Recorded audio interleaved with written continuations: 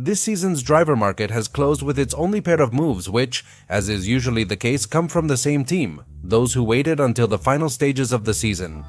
And this will mean not only the only driver change from 2025, but also the only rookie we will have in 2026, at least for now.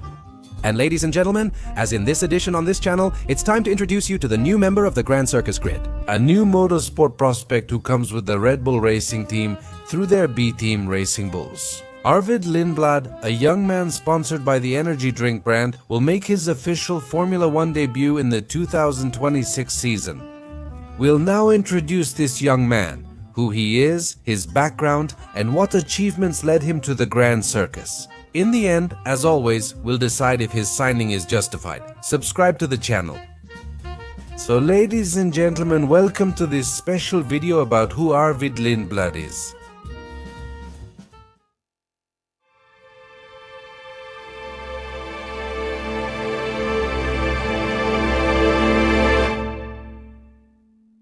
As usual, let's start by sharing the biography of the driver featured in this video. His name is Arvid Anand Olof Lindblad, a British-Swedish racing driver who competes representing Great Britain. Born August 8, 2007 in Virginia Water, England, he will make his full-time Formula 1 debut with the Racing Bulls at 18, partnering with Liam Lawson next year.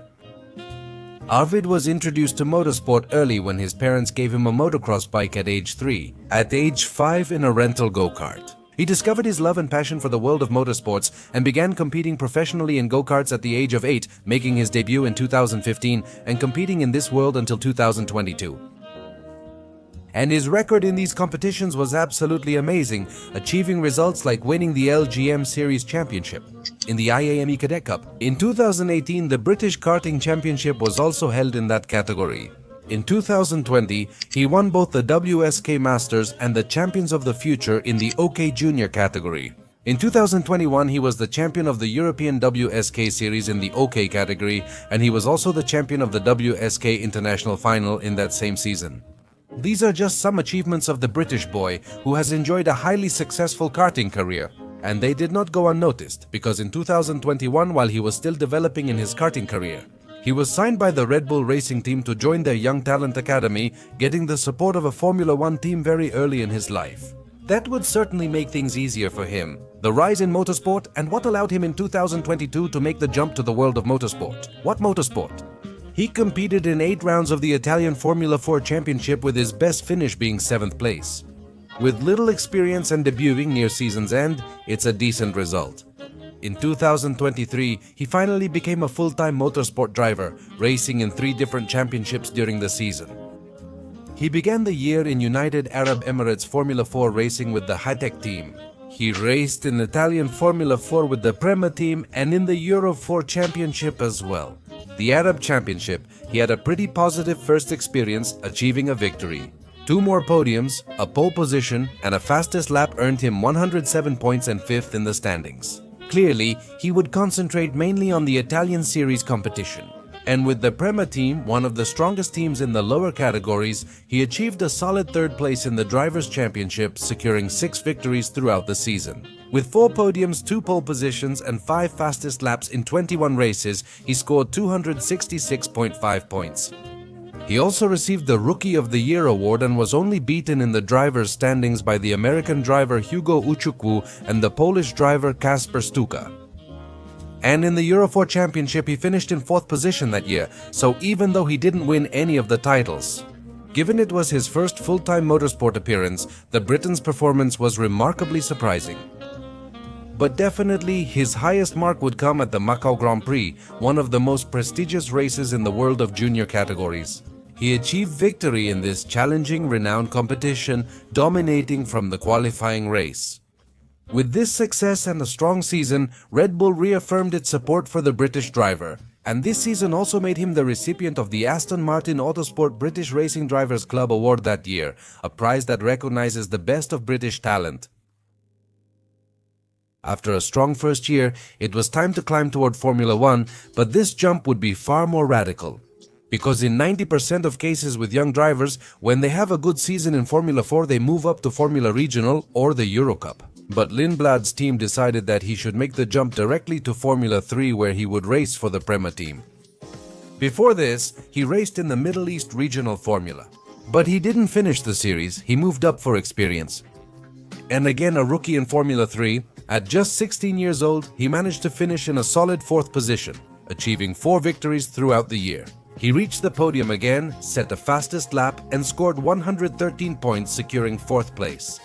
His season stood out for many high points of performance, where he became the youngest winner in the history of Formula at 16 years, 6 months, and 21 days old, at the moment when he achieved victory in the sprint at the Sakhir Grand Prix.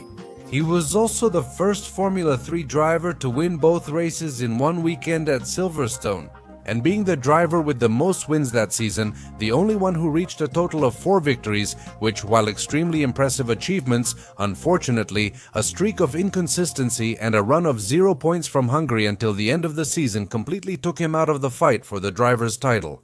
He started the year very strong, but finished it very weakly, taking him away from the chances of winning the title between poor performances and bad luck.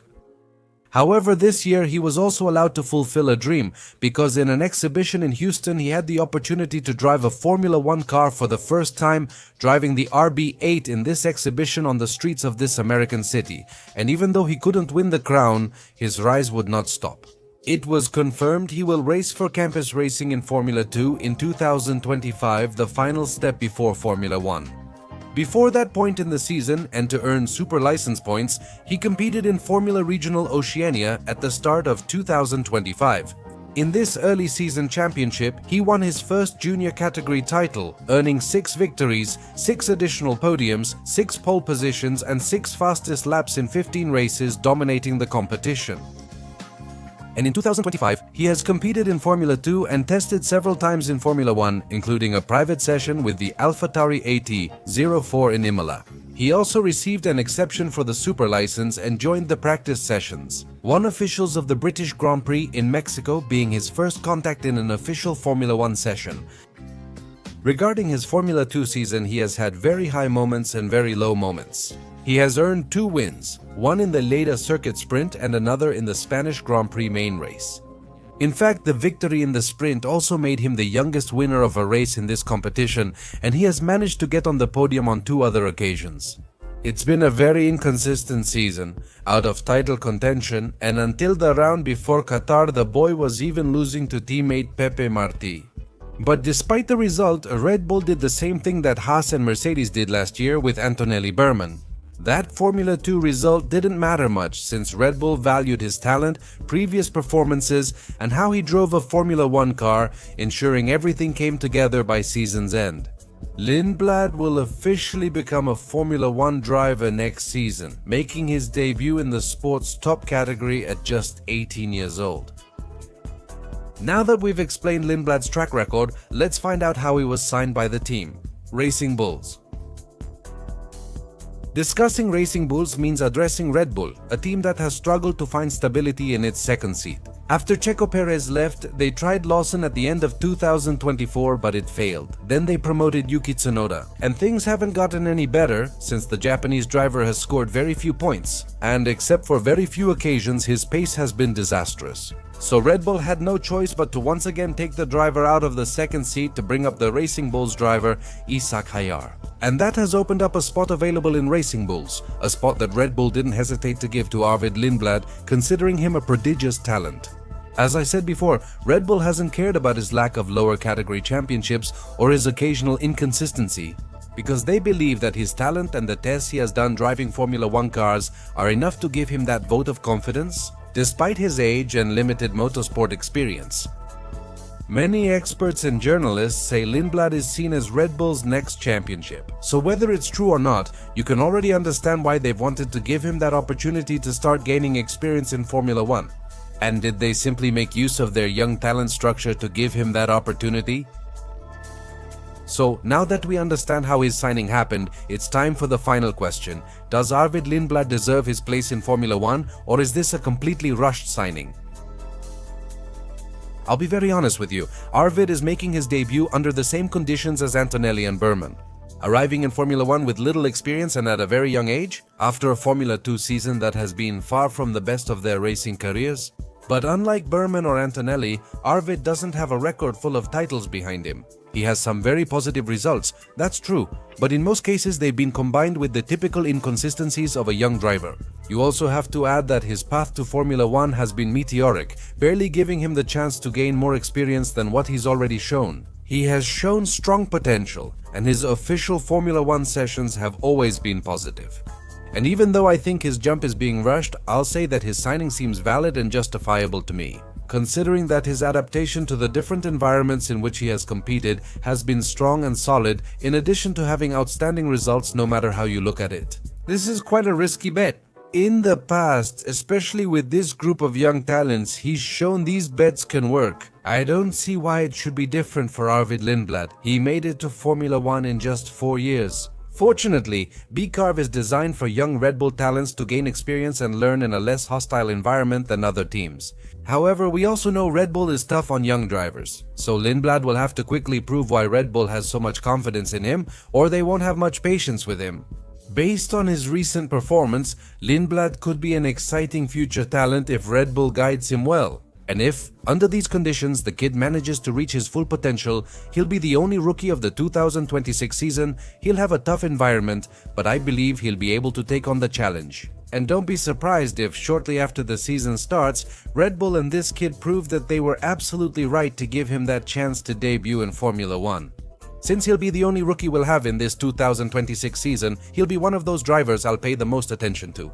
And we'll see if it turns out that Lindblad is a generational talent or if Red Bull has gone way too far by promoting him to Formula 1 so quickly. But ladies and gentlemen, with this we finished the special video of Who is Arvid Lindblad? But this is where I ask you, what do you think about this kid? Do you think he's a generational talent for Formula 1, or should Red Bull have kept him in Formula 2 another season for more experience? Let me know all your opinions in the comments section. With nothing more to add, I say goodbye by telling you that if you like this video, give us a thumbs up. Subscribe to this channel, turn on notifications so you know when I'm uploading a new video, and share this with your friends as well. So, I invite you to follow us on our Instagram and Twitter accounts, the links to which will be in the description of this video. And I'll see you soon for more analysis of young talents entering the world of Formula 1. Thank you for tuning in. See you later.